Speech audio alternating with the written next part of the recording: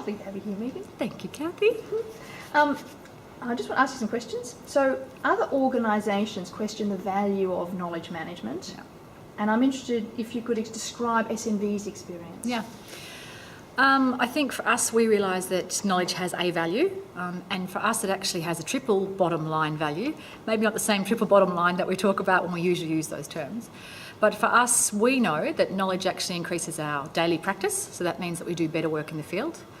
When we do better work in the field, we get better impact, so we have much better impact numbers and better beneficiary numbers. And that in turn helps our bottom line, because then other people are interested in investing in us and coming along with partnerships. So in terms of business development, we find it useful as well. So we think that knowledge is valued not just for the sake of knowledge. In fact, that's the reason why it shouldn't be valued. We shouldn't just do knowledge for the sake of knowledge. But for us, it has a real bottom line value as well. And would you consider doing a project without knowledge management? No.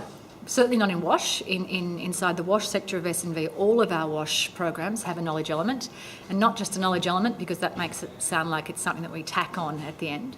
It's actually knowledge is built into each of the components of our WASH products. So we run 5 different WASH products, and every one of those there are a set number of components, and in every one of those components there's a knowledge element. Thank you very much. Can you talk about the cost of the knowledge management component? Yeah. What we've tried to do is make sure that we don't see knowledge as a cost on its own. So we don't treat knowledge as a separate thing that we should be budgeting for. At SNV head office, there's no knowledge department sitting there generating all of the knowledge and trying to make it feed out to the rest of us. As I said, we build knowledge into our components inside the product. So when we put together a proposal, we have a budget line that has a knowledge number against it. But that's not the only place that knowledge gets fed in. So when we talk about product development, there's also knowledge inside there, although it's not explicitly stated as a knowledge development product.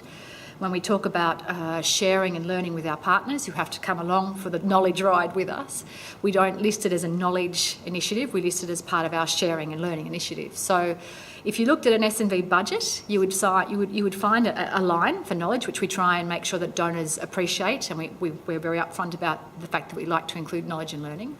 But you'd also, if you look deeper, see that knowledge was actually a part of every line that we put in. There's a knowledge component in there. So for us, it's not a standalone product. It actually is part of everything we do, and we treat it that way budgetary as well. And we'd be happy to say, to share the kind of percentage of your projects that you spend on? I can on the ones that we've done on WASH, because we've pulled them out and had a look at them. So on the first Civil Society WASH Fund project that we did with Sustainable Sanitation and Hygiene for All Rural, the separate knowledge component that was budgeted in by the donor for us was around about 10%, and we try and hold that across our programs, not always explicitly. So you won't see always the number 10 sitting beside a knowledge budget line, but by our calculation, that is what we spend on it, going back through our product development and our learning and our implementation and all of those sorts of things. Lovely. And could you tell us, how did you, just a bit about your knowledge, I mean, you say it's intrinsic, but I'm interested in how did it, when and how did it start? Yeah. And what does it look like? Yeah, this part is kind of interesting for us because we have been through several cycles of knowledge. And we went through a phase for a while when I first started with SNV where we had separate knowledge units and we had separate knowledge network managers and we had people whose job it was to do knowledge. And that kind of removes the obligation then from everyone else to do knowledge. And so we got rid of that style, and I think we didn't have a very structured approach around knowledge until the first CSO WASH Fund program for us in 2010 to 2012. And as I said to you yesterday, it was a program we were already running in some countries, but without this explicit approach towards how you would involve knowledge in all of those components. And that first lot of funding gave us the space to be able to actually build an approach, test it, see if it worked, not just for us, but to see if it worked with our partners. And so I'm forever telling AusAid how appreciative I am of having had the chance to actually test it properly, and it really was tested properly. And what we found was that it was so successful, and we can see that because we see the uptake from our partners. So we see the results in national government level policy that now includes things that could only have come from that program through the learning components of it. So we see those being fed into sector-wide approaches and to policy and legislation. So we know it's feeding out there.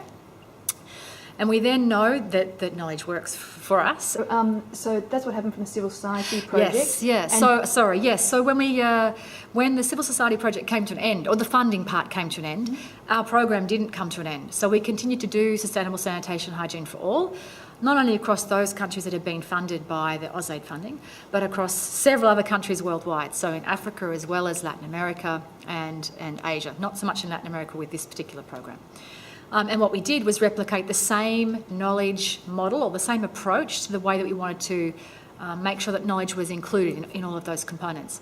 And I believe that has worked incredibly well, and so does the organisation, because it actually has become for us best practice of how you would manage knowledge inside a program. And so it's not just for one small program in WASH, it's actually a much larger program now, a multi-donor funded global program.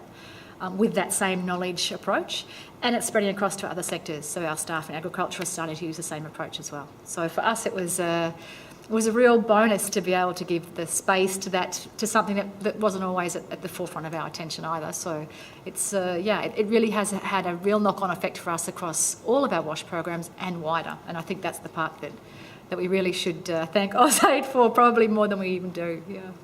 Thank you very much for your time. Pleasure.